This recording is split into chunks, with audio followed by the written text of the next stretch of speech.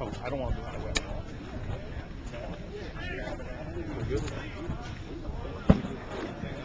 I remember we was able to get together, like we really like to cook. And we used to buy like a steak, the 6 inch and a big strong steak, and go to the display, and we all sit down and talking about what's going to happen in the regular season. Clemente and everybody will sit down here about talking, oh yeah, Philadelphia the favorite, but we're going to beat it. And that's the way we would prepare themselves to win. And that's the way we were really ready to go. I hope so then bring that kind of thing back to the team. And the players, we would 10 or 12 players together talking about winning with the family that was here, the wife, but we take time for us to talk about winning. It was fun. Then we used to put in the steak like 12 pieces of bread with a lot of butter, stuff like that. And then you used to bring it like he said, call it like shrimp, but it's a big, look like a lobster stuff. I don't know where you took it. So we have a great time.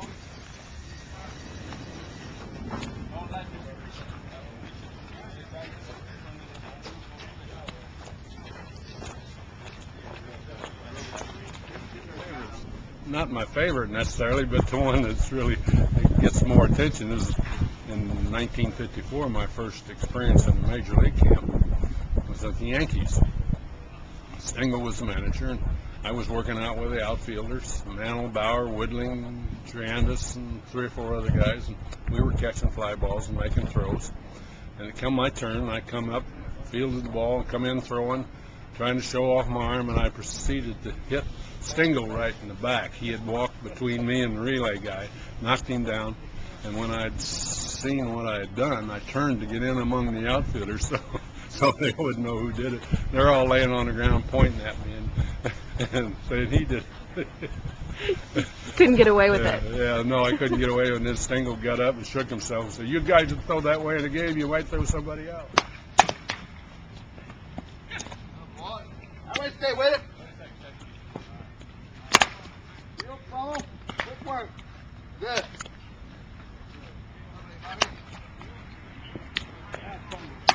I think coming back from the 1960 World Championship Series in Fort Myers, Florida, and coming back and the way they treated us and how happy everybody was and how much fun everybody had, and it was just a great spring training. But my first spring training was in Fort Myers, and it was just a little town then, back in 1955, and had 2 hotels in town. And now they don't have any hotels. It's all motels and things, and it's spread out all over the place. It's so big, I get lost in it now, and it was just a little one-horse town when I first went. That's right. You got to get gear.